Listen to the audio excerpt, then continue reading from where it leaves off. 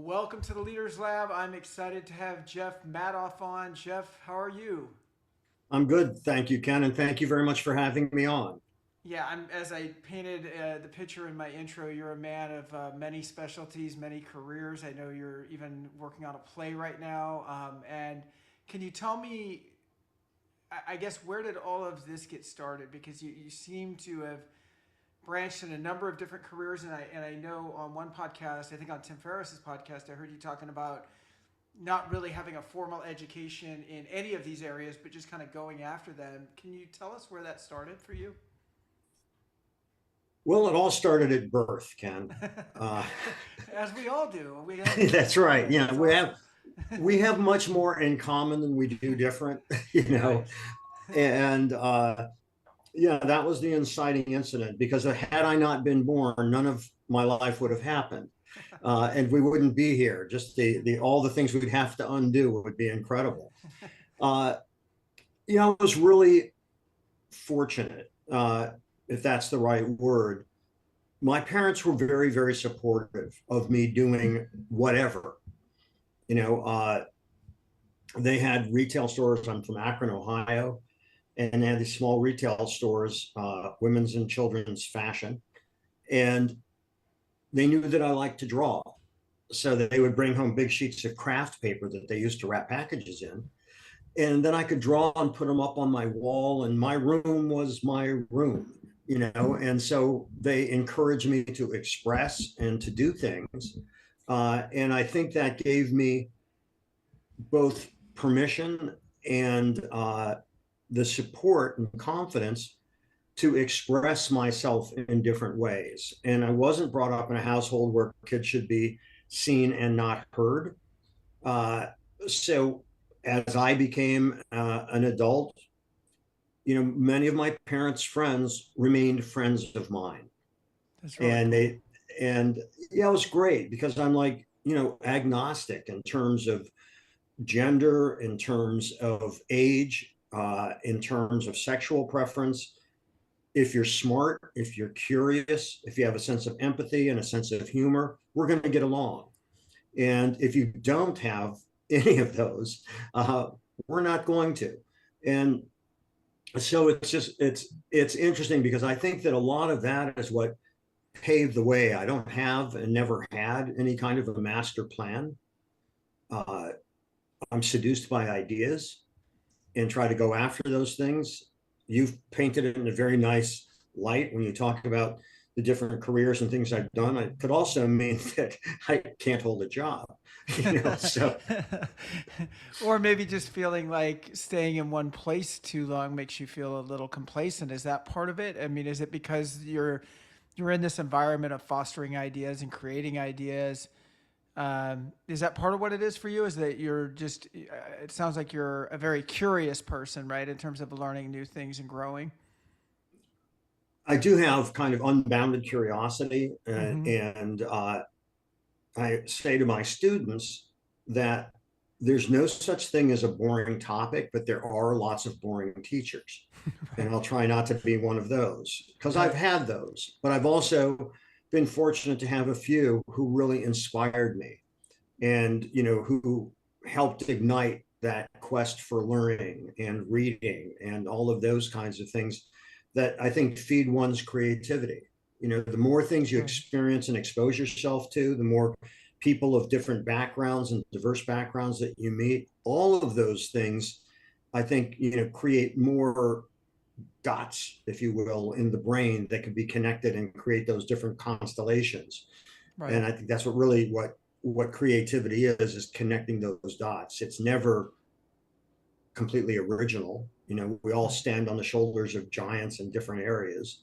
And so it's not complacency, it's the desire to do what's interesting to me.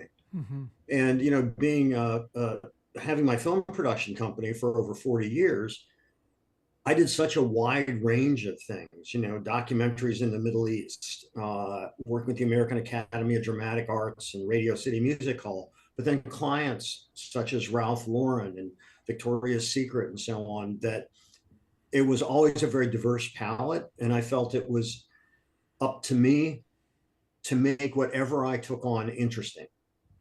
And, I don't like hearing people who take on jobs and then they talk about how stupid their client is or how boring their client is or, whatever. I'm thinking, well, then why'd you take the job?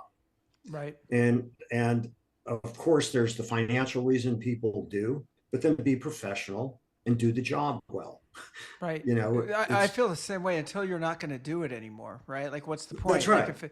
if you made the wrong choice, which we've all done more than once, right? Then what's the problem? Especially because it becomes a pattern, good or bad, right? If it's, oh, when I make a bad choice, okay, I see it through, I recognize what it is, but I do a great job until it's time to transition, or That's right. I kind of bitch and whine and stomp my feet until I get fired or I quit and I leave on bad terms, and that also becomes kind of a pattern, I think, throughout people's lives. When you were, so I'm envisioning you growing up, and I'm thinking of this like your parents sound amazing, and the environment sounds really cool, and you're in this kind of very inclusive environment. It sounds like where again you're allowed to be creative. And did you know as you started getting into your teenage years and high school and college years, did you know that your life would kind of be on a creative path? You know how some people even at a young age will go like, well, here's where my family's always been, or here's where I'm being guided to, and I'm going to work in a plant, or I'm going to do this or that, or I'm going to be a business guy. Did you kind of have it in your head you're going to be a creative, or did it just kind of happen organically as you grew It up? kind, it kind of happened. Yeah. I truly didn't have a master plan at all. And, we all construct our own narratives. And, you can only construct your narrative looking in the rearview mirror. And somehow you try to make sense of that map of your life that leads to where you are now. But it's not a linear path at all. It's very much a jagged path, and you may eventually go from 1 to 2 to 3 to 4 to 5 and so on. But there are so many other journeys along the way. And I went to college at the University of Wisconsin in Madison. I had a double major in philosophy and psychology because I wanted to make sure that I had 2 degrees that would assure I would never get hired anywhere. So I succeeded in that, Ken. And but I'm extremely happy that I have the experience in studying philosophy and psychology because it opened me up to new ways of looking at things and thinking that I believe helped foster my worldview about work, about what I wanted to do, and that sort of thing. Uh, so I think, the more you learn, the more options that you can create for yourself, Right. as long as you don't have the fear of trying something new. And you didn't have it. I mean, that seems like that was the thing. As long as you can remember, it sounds like is that because of your upbringing, you just didn't have that fear. You're always willing to kind of take chances and roll with your creativity. Well, I think part of that was a certain confidence that I had. That doesn't mean that I haven't felt at risk because I certainly have. And going through that even with my play, Mm-hmm. it's a heavy lift that costs a lot of money and you have to align a lot of talents. And I think in any business, you have to be able to persevere. Mm-hmm. Perseverance is a huge personality trait that you need to have if you're going to run a business or if you're going to take those kinds of chances, because nothing just takes off. I mean, taking off isn't the hard part. The hard Right. part is sustaining growth, maintaining your business, and growing your business. The early stages, you're obviously going to do more business than you ever did because you hadn't done any, so Right. you're building on that. Uh, Well, I've noticed, and this is a different concept for me personally, I guess, over the last few years, but mainly because I think for the longest period of time, I tried to disassociate myself with any kind of organized religion, which then kind of crept its way and maybe into spirituality. Then I started realizing, well, there's a certain amount to me of this whole thing that is fear versus kind of faith based. And I'm not talking about faith like you got to praise, Jesus or whatever. If that's your thing, then cool. And if not, that's cool too. But I mean, I guess just presupposing that, like, look, with my skills, with the things going on around me, with the people I surround myself with, and with the actions that I'm going to take, I feel pretty good about my chances versus I'm fearful all the time, right? I mean, it could be as simple as that. And I've noticed how big of a part that plays in things, that I mean, to me, it's everything because I think our brains are wired to support our version of whatever outcome we think's going on, right? So for you, you were like, well, I was raised in this supportive environment. I'm a creative guy. Pretty much sounds like you pretty much believe that you're going to land on your feet. Not that you didn't have your moments, but and in your brain, I don't want to say manifest, but your brain pulls those things towards you that you're going to need, right, to be successful. I think to prove itself right, basically. Or had you been like, oh, this probably isn't going to work, I'm going to be a tremendous failure, then I think we will start moving towards those things as well. Do you feel like that's accurate or was accurate for you? Yeah, generally speaking, yes. I mean, I do think that, I was fortunate that I came from what I consider to be a pretty positive place, Yeah, but there are very creative people that come from a very dark place, right. and their compelling need to express uh, came from being shut down when they were younger. Totally. So there's no one path that leads somebody to a creative career or anything else. Uh, in my case, it's also at a young age realizing the difference between being ignorant and being stupid. Because ignorance you can learn, stupid's forever. Right. And so when I've embarked upon any of these different careers that I've had, I've certainly had a certain ignorance, but I wasn't stupid. And I was interested enough in it that if I'm interested, I can learn. Right. If I'm not interested, I can't figure out how to unscrew a jar, because I Right. just don't care. Well, the word ignorance to me, you know, it's not the lack of ability to learn something. It's just the lack of having the information, right? Having the That's skill right. set doesn't That's mean you right. can never get it, but stupid is quite possibly you'll never get it, right? And that's That's kind of right. helpless. Yeah. So, what was your first as you went through? Did you as you went through school, like what were some of your first jobs coming out of school, and how did I know you had early history with Ralph Lauren, and like, can you talk about that a little bit? Well, so I had jobs, every summer and even in the winter growing up in Ohio when there was a snowfall. That was an opportunity because I could Right. go to and shovel driveways, Sure. which I did, and mowed lawns in the summer. And I had all kinds of jobs. I mean, one of the jobs that was actually quite formative that most of your listeners and maybe even you have never heard of, but did you ever hear of the Fuller Brush Company? Oh yeah, I've heard of them. Yep. That's Yeah, door so to that was door, right? that's right, door to Yeah. door sales. And, you have about 20 seconds at the most to engage the person before they close the door in your face. Sure. So that was actually great experience to have. And I got that job. I was their youngest salesman and actually set national sales records for them because they wanted me to actually conduct sales classes. And I said, I can't conduct sales classes. And they said, well, you're doing so well, and we want to teach some of our other agents, what are the secrets? What are you doing? I said, my secret is no secret. I'm 16 years old and a cute kid. You've got people that are, 45 and have scotch on their breath by noon. And Yeah. so the women at home aren't afraid to open the door to me. So it's not that I have any extraordinary skills. It's that, because I'm a kid in an adult business, there's kind of a disarming that happens from the beginning. And it's really important to know, and I think this is true throughout life, it's important to know what you don't know. Hmm. And I have never thought that I knew it all. And those are the worst kind of people to be around anyhow, because they have no curiosity. And so knowing what I don't know has enabled me to always augment the teams that I would build when I started businesses with people who could fill in for the areas that either I didn't want to do Right. or didn't have the talents or to do. And it builds much more robust and collaborative teams as a result. Totally. So, knowing what you don't know, I think is critically important. Well, I think you were just saying a second ago when you're talking about the Fuller Brush Company, and you're talking about being 16 years old and them going, hey, what are you doing? Teach other people.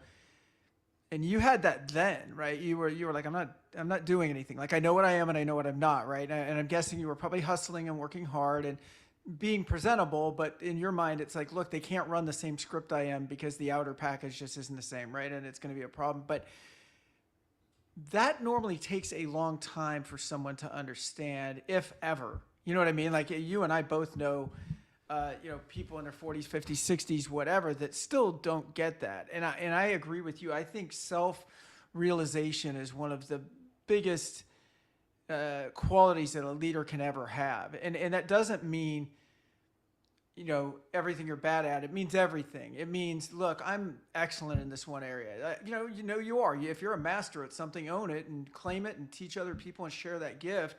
And at the same time go, I got a massive gap here and I'm either going to need to learn it or hire around it. But you got that really, really early. And I'm guessing that benefited you as a leader throughout your career. Oh, absolutely. But I also was fortunate again with my parents because, uh, they had 4 or 5 stores in Akron, small stores, but they shared in the business responsibilities with each other. So at dinner, they'd be talking about, how each of the stores did that day. They would do what they called the report. Yeah. And it was all of what I got from all of that is, aside from the communication necessary, I also got a sense of the importance of treating others well. And people that work, I always say people work with me, they don't work for me. I agree. Yeah. You should work for yourself, and you should work with other people. Mm-hmm. And, that I grew up seeing that. My parents had very, very little turnover because people liked working for them. And truly, they would say, well, how do we get a job, at Madoff's store? And it would be, if somebody's got to die, Right. because nobody leaves, because my parents treated them well. And for me, it's the same thing. I learned how to put together good teams, how to help them grow. If you help a salesperson in a retail business be better at selling, they're going to make more money and they're going to be more valuable to you as the business owner. Right. So everybody benefits when you help another person grow.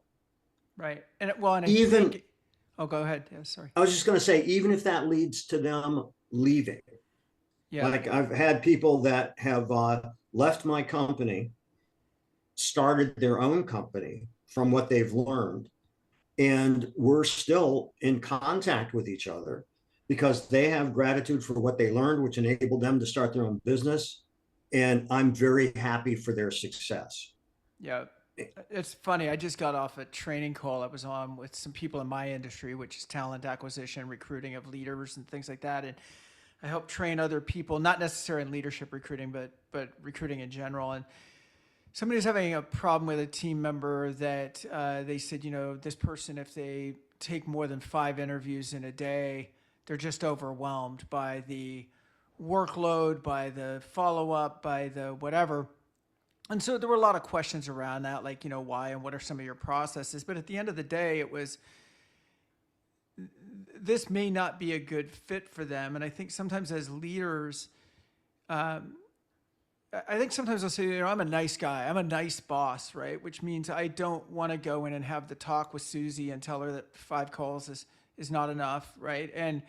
And so I'll let it go. I'll kind of kick the can down the road. But the thing is, eventually, whether Susie quits or whether Susie gets fired, Susie's probably not going to be around because on either side, like she's not going to reach her goals, you're not going to reach your goals, and you're just delaying the inevitable. And you're not really being nice. It's kind of being cowardly because if she's truly not cut out for it, you're not doing any favors by keeping her around. Now, I'm not advocating turnover. I don't like it. So before we get there, it's what can we provide? What vision can we paint? What tools are missing first?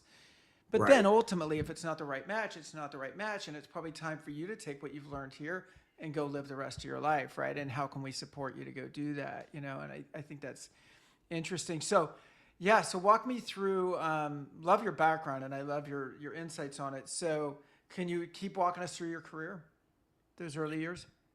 Sure. In those early years, why I think they're important Yeah, is because I think they are so formative. And one of the yeah. questions that I would ask guests that I had in my class is, if we would have known you as a kid, would we see any indications of what it is you're doing now? Hmm. And there are some that say, oh, yeah. I mean, from the beginning, I knew I wanted to do X and so on, which is great. And they're doing that. And there are others, no, you know, but I think if you can tie into what gave you joy, what engaged you, and you really love doing, that's why I wrote the book, The Creative Careers, Making a Living with Your Ideas. It's how do you do what you want to do, engage in what you want to engage with, and be professional enough at it, like what we were talking about earlier, even if you have a client that you don't see eye to eye with and it's unpleasant, you Hmm. still do. It's your duty bound as a professional to do a good job. Yes, Doesn't mean you ever have to accept them again as a client, but I believe if you take the job, you do a good job. I agree. And I think that's really important. And so throughout my life, I mean, I was mowing lawns. When I was mowing lawns, one day it was 95 degrees outside, humid.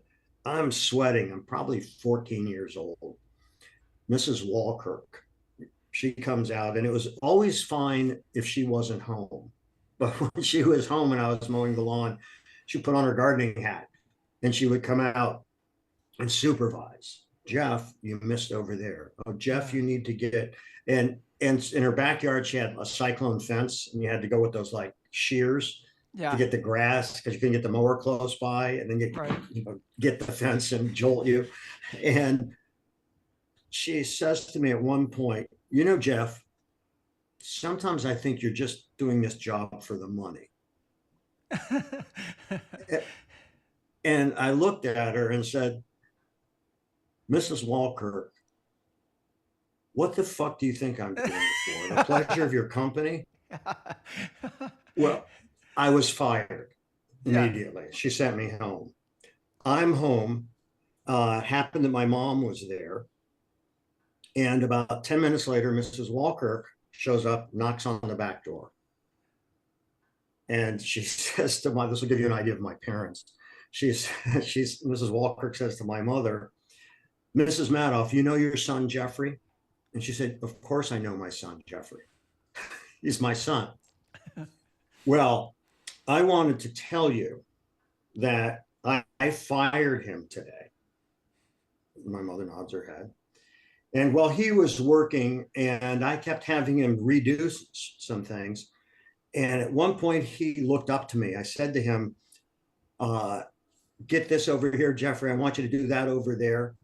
And I said to him, from his attitude, I said to him, Jeffrey, sometimes I think you do this job just for the money. Well, I'm not going to use the language he said to me, but I'll tell you, that's why I fired him. Do you understand, Mrs. Madoff? My mother said, yes, I do. And I have a question for you. She said, what's that? I said, what the fuck do you think he does it for? And I went, all right, Mom. Oh my God, your parents sound so awesome.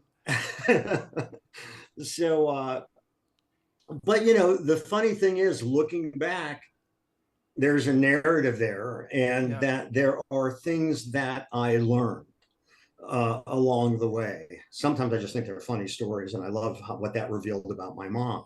yeah, Uh, but I think that if your eyes are open, everything you do informs everything else you do, hmm, and there is much more that we have in common than we have different in terms of either what kind of business it is, what kind of person you are, how you want to be treated, all of those kinds of things, which I think are critical. And I can jump ahead to my first adult business. Sounds like it was in the porn industry. My first adult. Adult NC-17 business. I wanted to throw in one thing because you were reminding me when you talked about like kind of looking for the similarities in your past to maybe see if there's an indicator of what you're doing now, right? And is there a pattern there? And I remember doing kind of a group hypnosis thing where I was in the crowd and they took you back and had you remembering kind of your oldest memory and then different times in your life. So maybe it was, 4 years old and then 7 and whatever, and every 3 to 5 years maybe until present day. And then as we came up out of it and started journaling, we started connecting some dots, right? And so it was really interesting because for me, it did come back to service and leadership, which is, I would say, when I'm on my A game, meaning when things are aligned, those are the things I align to, and there's been different times in my life where I'm not aligned, right? And I'm not caring about service or contribution all that much. And I feel it. I can look back at those times and consider those kind of dark. So it was really interesting when you said that. But yeah, let's jump into adult PG-13 life. So I was working in a boutique in Madison. The owner was only a few years older than me, and it was a cool little shop, and I got a phone call from a dear friend of mine.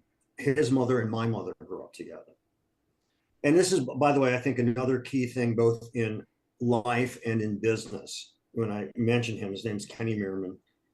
We're dear friends to this day. Awesome. And I am fortunate, but I also work at it. I have many friends from when I was growing up, because I believe, again, this is looking back and constructing the narrative, but I believe that true relationships are the real currency in life. Yeah. And the relationships that you have, that you value, that you maintain, are phenomenally important in terms of your emotional well-being. And you're not going to call, no matter how big a client it is, you're not going to call them at 3 a.m. when the shit hits the fan. Right. But if you have some friends that you can do that with, that's huge. Agreed. Yep. And I fortunately have that. And I think that relationships, even with, in the jobs that you do, the relationships and the quality of the work get you referred to other jobs. Yeah. So making sure that you curate and maintain and honor those relationships, I think, is incredibly important. Yep. And not to interrupt your story, because I want to get back to the boutique, but I agree so much with what you're saying, and it's becoming, I don't want to say tougher and tougher, because we're all people and we can do, but I guess less and less the norm, because I think we live in a society where differences aren't really appreciated much anymore, right? So it's very hard to stay aligned over a long period of time, and I think what I think it shows of anybody in both sides of a relationship, or if there's a few friends that have stayed in their friend group, to me, it's a sign of character of everybody involved in that. I think a long marriage, normally, a long good marriage shows character. A long good healthy friendship shows character to me on both sides, because it shows the ability to flex and get through differences and kind of stick in there. And my wife and her girlfriends that she's had since she was, probably 12, 13 years old, they just took a trip, and they do it every couple of years, where they all just get together and hang out, like rent a house and hang out for a few days. And I really respect it. I also get the house to myself when that happens. So I like that part. But yeah, it's a win-win, in other words. Yes. Hey, we all need it. We all need our time. Yeah, she's wonderful. But I do love that. And, she and I have been together for coming up on 36 years now. And her brother and I met maybe a week after she and I did. And he was like the best man at our wedding. We're still really good friends. I guess I'm giving myself a compliment, because I just said anyone involved in that shows great character. So I'm like, now I'm patting myself on the back. But no, I just think it says something, like you said, whether it's a long lasting client relation. I think most people expect stuff to have an expiration date, right? That a client's going to last for anywhere from a few months to maybe a few years, but not for 20 or 30, right? Like, and same with friends. I think we're kind of a transactional society, even when it comes to our relationships. I think there's a lot of that. I also think that we're we are more technologically connected than ever, Mm-hmm. but I believe we are more isolated as individuals than we've ever been. Mm-hmm. And I think that the results of that are a lot of the tragic acting outs that we see happening and that are Right. becoming more and more common because people are emotionally damaged. Right. And I think and I think the most damaging thing is isolation. I do too, and I think that that isolation is creating this need to be heard, right? Absolutely, Which is the yes. acting out. That's the God damn it! Like, doesn't anybody care what I think, right? Because they feel insignificant, That's so they right. got to be heard.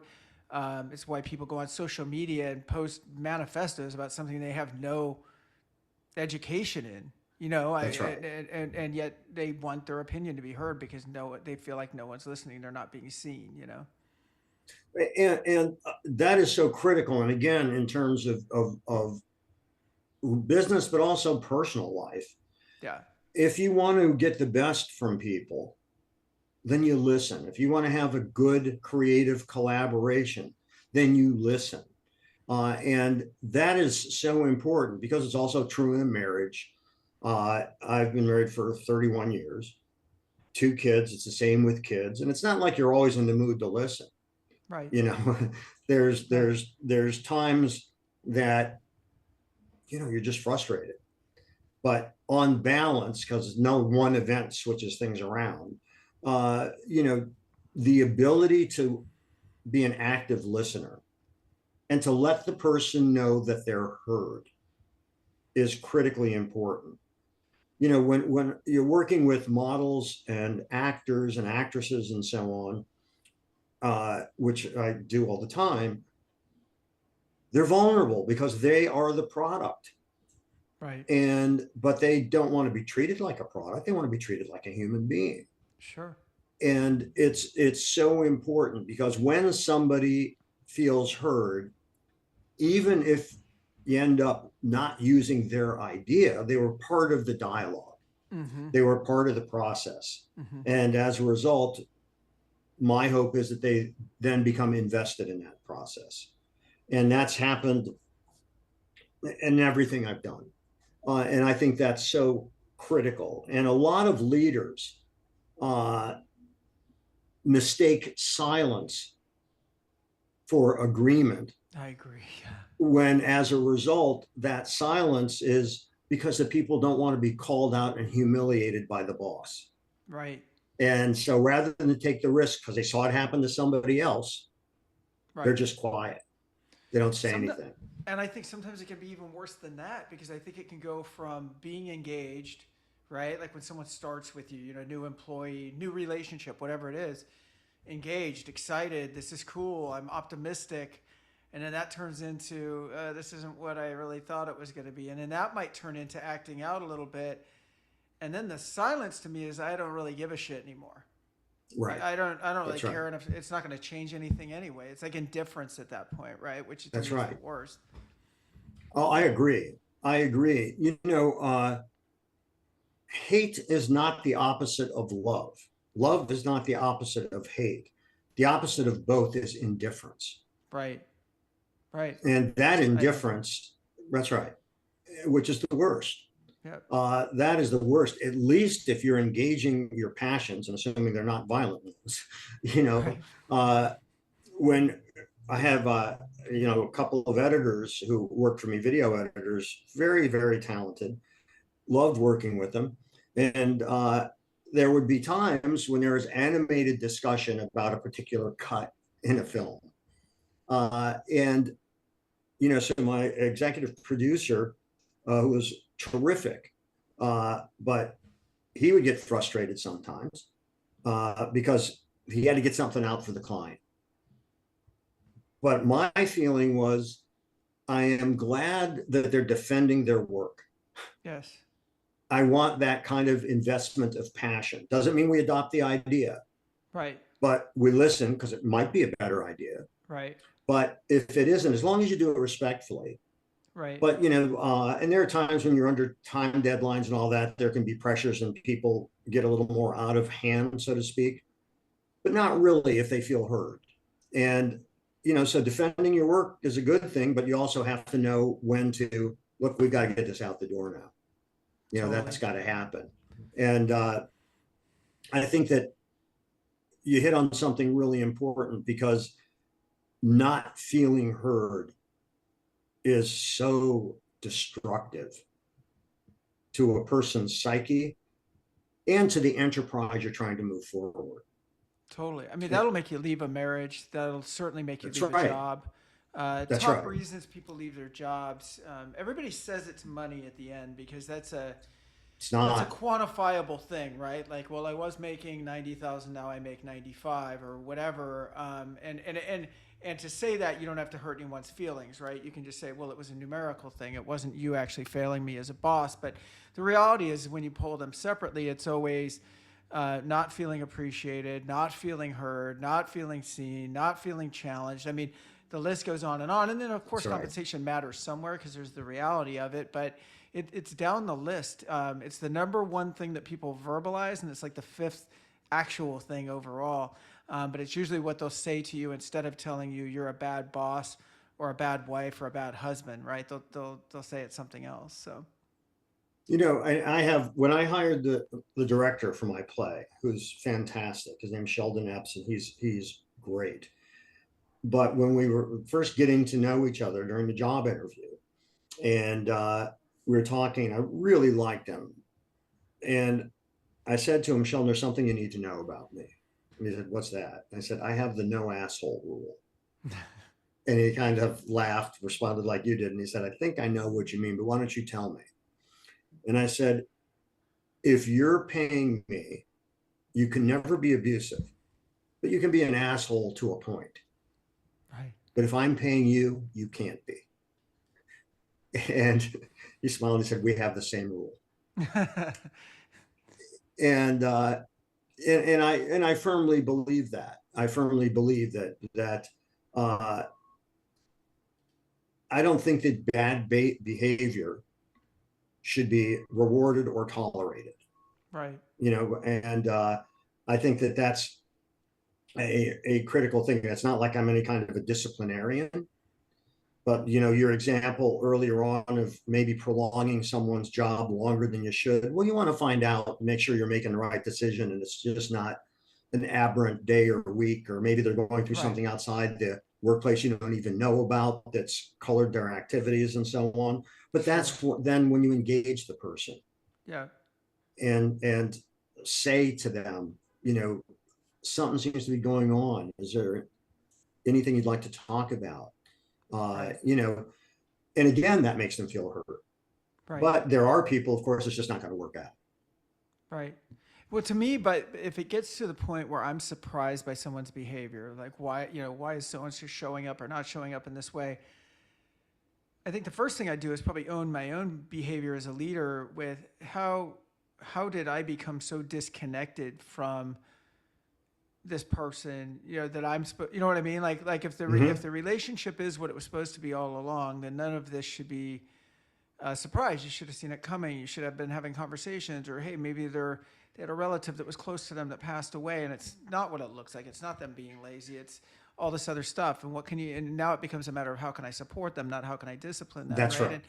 And, But what we're talking about now is people having to look at it retroactively because they weren't doing the things up front. But back to your career. There's so many things now, and I feel like I've gotten you talking about a lot of leadership stuff, which I love. But how would you define yourself? Because you're a playwright, you're an author. You were, I believe, considered one of the top 10 fashion designers in the country. There were only 8 of us, so it wasn't hard to be in the top 10. You squeaked in? Yeah. Who else can we find? I don't know. We only have 8. Well, who Yeah, else? Well, what about name him Madoff? in We'll get him in here. there. How would you define yourself as a creative? As an, I'm also noticing more than I ever have before in talking with you, because I consider myself more of a business person than a creative. And my son is more of a creative than a business person. And yet we are very, I feel like, wired very closely. And my creative outlets, as weird as this sounds, I'll wake up at 2 in the morning in the same way that an artist or an author might have a download, or a composer might have a song. Is I'll have maybe a process that I've been trying to work through for a long time, and that to me feels very creative. You know what I mean? To go, oh, if we do this with this with this, to me that's me writing a song. And I'm just giving one example, or maybe changes to the org chart, or how we can make something better. And I'm really noticing those tie-ins in what you're saying. I mean, even in the personality traits that it takes to be, I think, kind of leaning into positive outcomes, being kind of the perseverance that it takes and all of that. So getting back to my question, how would you define yourself if someone says, what is the elevator speech on your career? Well, because I've always started my own gigs, I Yeah. never had to give an elevator speech. Yeah. And I want to start off by disagreeing with you, Ken. Okay, cool. When you say that you're not creative, Right. you started a business. That's a Right. creative act. You had an idea and you actualized it. That's what creativity is. Yeah. You started a podcast and you actualized it. And you Yeah. talk to many different people about many different things, and you're able to, at least in this case, stay very present, engaged in the conversation. That's a creative act. And that the boundaries between creativity and not being creative oftentimes are, I think, more a matter of one's perception, sometimes insecurity, or sometimes they never really thought of it that way before. Yeah. So a lot of entrepreneurs think, oh, I'm good at business, but I'm not creative. Yeah. And the point is that your actions belie what you think, Right. because you have created a business, you have created a podcast, you have created a coaching enterprise, you've done Right. these things, and those were your ideas, and you actualize those ideas. That's creativity, and that's a creative act. So Nice. I'm not into these really narrow definitions where you're creative if you're a painter or a writer Mm-hmm. or a dancer. Mm-hmm. You can be creative doing other things. I agree completely. I mean, I think that's why I asked the question, because I know what feels creative, right? I know that these things that you're talking about feel creative, so I don't need another definition. But I think you're right. I think I still do have some of that old wiring of, yeah, but if you stick me in the front of the class while we're learning how to paint a picture, that makes me very nervous. I don't know if that's my jam. I don't know if that, that kind of thing. And so, yeah, and it's funny because the elevator pitch on your career, it's funny because I'm like, to me, you're almost like an artistic entrepreneur, right? Like you're like entrepreneur in the sense that there's always a way maybe to engage your creativity. It doesn't always have to be in one place, and it never has to really end. And I think a lot of people, let's flip it back now. We're talking about creatives and saying everybody thinks about painting and sculpting and dancing and singing or whatever. And I think when people think of entrepreneurs, all they think about is money and turning and burning and buying and selling, right? And I think entrepreneurism, I think there's another aspect to that, which is, again, closely linked to creativity. It's the need to grow. It's the need to not do the same thing over and over again. And some people might be, a lot of people are content with that. But I think entrepreneurs aren't. And I think there's an intersection there, I think, between creativity and entrepreneurism. Well, and I suspect, Ken, that your business is very much an expression of who you are. And probably in many ways, you're able to express that through your podcast and the different people Sure. you meet and talk to about Yeah. these things, and the way you approach the coaching that you do. Mm-hmm. And, the inspiration that comes in the middle of the night about a process, or it could have been a melody in a song, Mm-hmm. or whatever. And I think that people tend to categorize themselves and silo themselves. And I believe the more that you limit yourself and the more that you silo the activities in your company, the more limits you're putting on the talents that are there. Because the more that you can show that there is more in common than different, and that you create an open environment where there aren't those walls, the Mm-hmm. possibilities are limitless.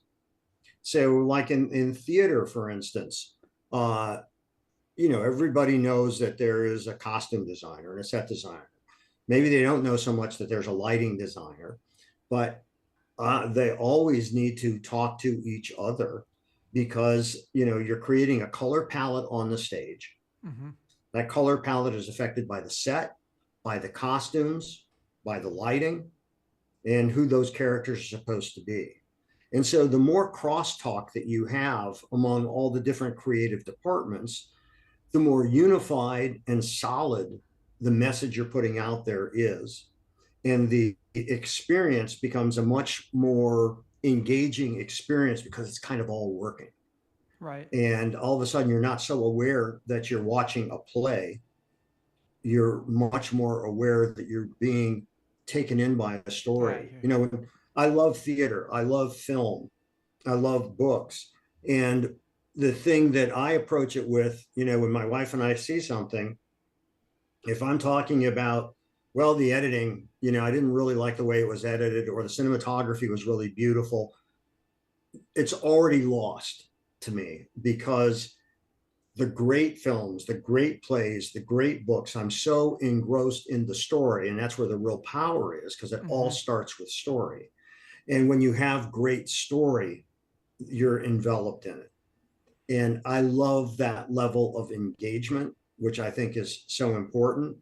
And what's unique about theater, which is also true in sports, true in live music and dance, is that in film, you can stop and do another take.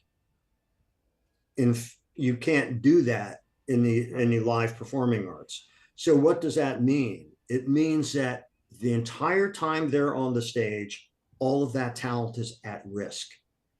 And I think in a great play, the audience may not be able to articulate that. They probably can't, but it informs the whole emotion of the event that you're at.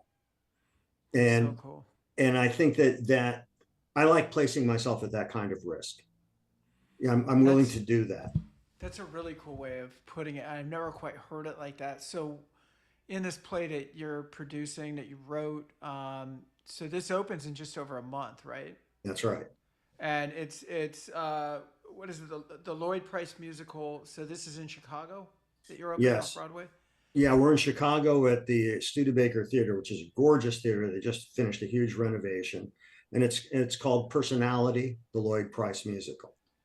Awesome. And so what you were just talking about, and I just want to make sure I understand it right. So that feeling that you get sometimes of being suspended as an audience member, just kind of being suspended, being caught in the story, is that, if I'm understanding you right, is that a combination of A, being hooked on the story, but it's also almost like an energetic thing that happens between the producer, the director, the actors, the the stage hands, the everybody that puts it together and is operating in this cohesive team to create that environment. Is that correct? I mean, is that kind of what I'm feeling?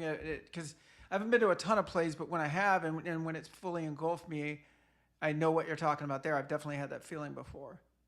And by the way, you can have that feeling at a sporting event, Sure. you Yeah. know, and it's and I think that the root of that feeling, that emotion, uh, affects all of us, even if we may not be able to articulate it in that way. I think it's really, really powerful. And what you try to do in business, just like you try to do when you put together a sports team or you're putting together a cast and crew for a play, you want everybody aligned. You want Yeah. everybody reading from the same script, and you want all those efforts to work hand in glove to put the best experience possible out there in front of the audience. That's so cool. I almost see it as like I know I'm probably preaching to the choir here, but now that you've brought up sports, I'm thinking of that, like, why do people pay, $5,000 for a Super Bowl ticket when you can, get a way better view at home?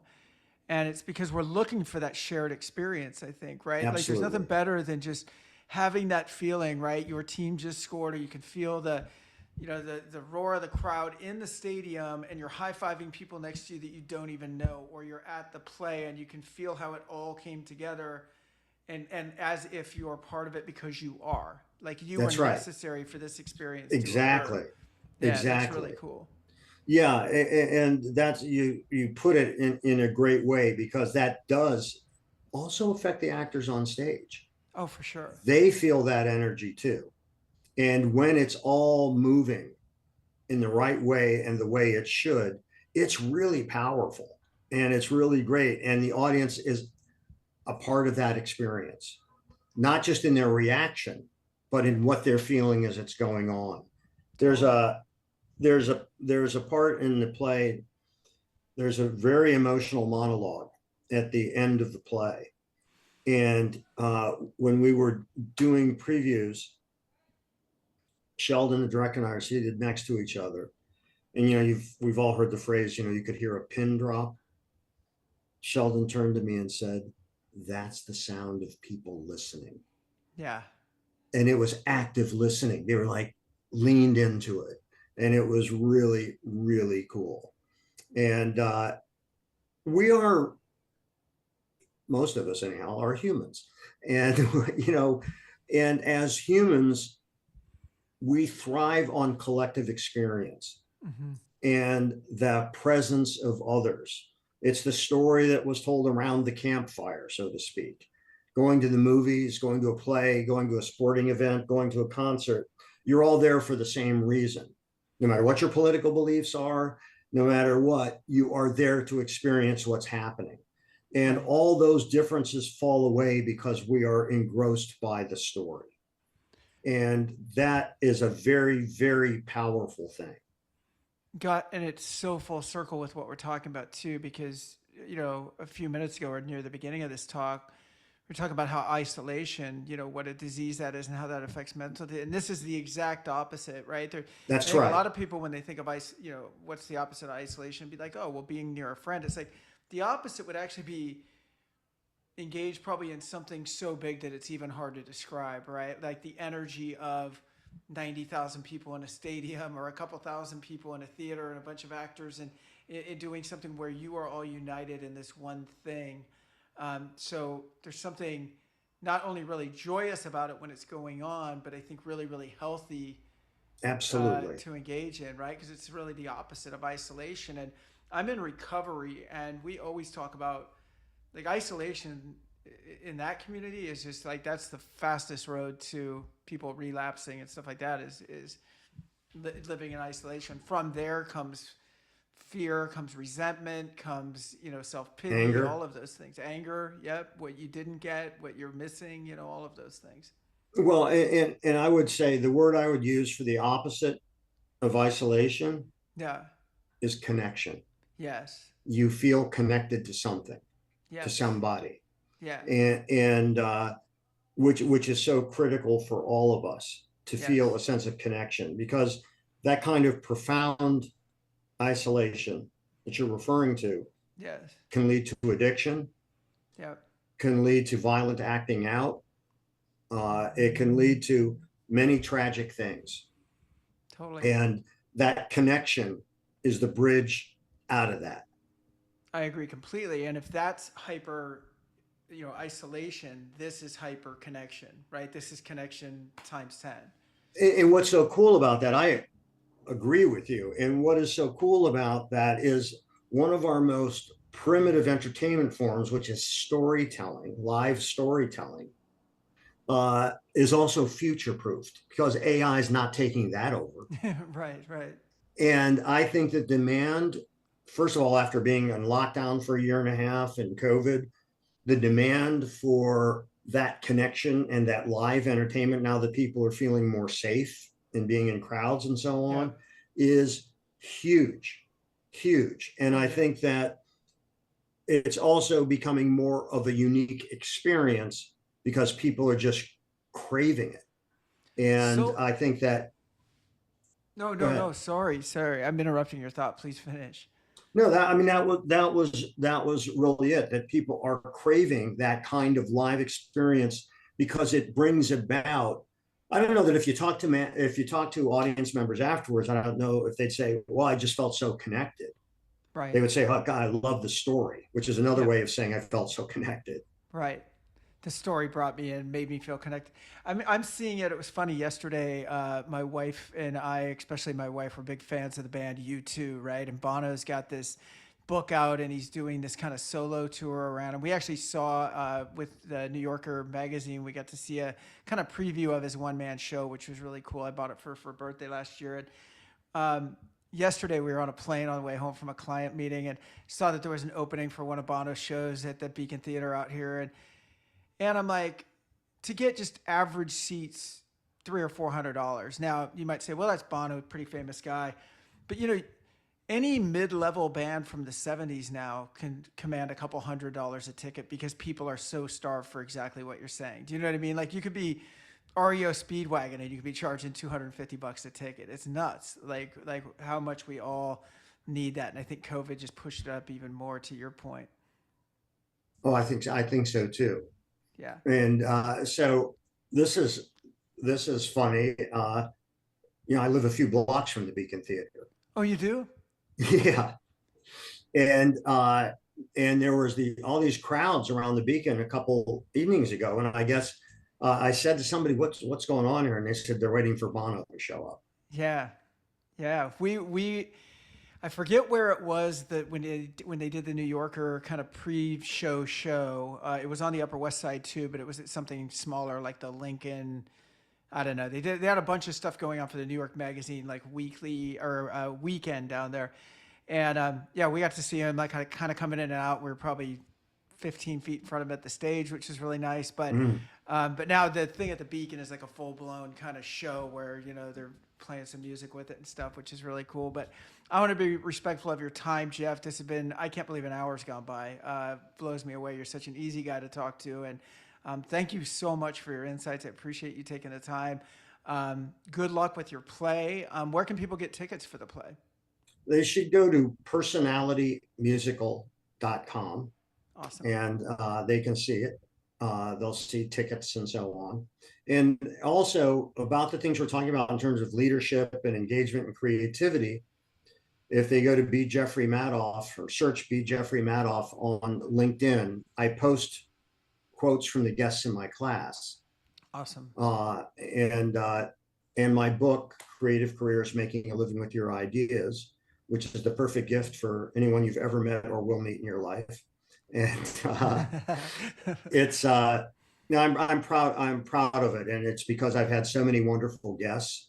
Yeah. But it also goes even deeper into a lot of things we were talking about. But we covered territory that I haven't talked about in doing the podcast before. So kudos to you for guiding the conversation, and thank you. I really appreciate you having me Oh on. no, thank you. And I feel like we missed a lot. Like we didn't even talk about your book at all. And so we'll put notes on how to get that. But maybe there's a future second podcast for us if you're willing to jump back on. I would love to. I feel like we just started. Me So too. I would love to. All right, man. Thank you so much. I appreciate it. Thank you. Yep. So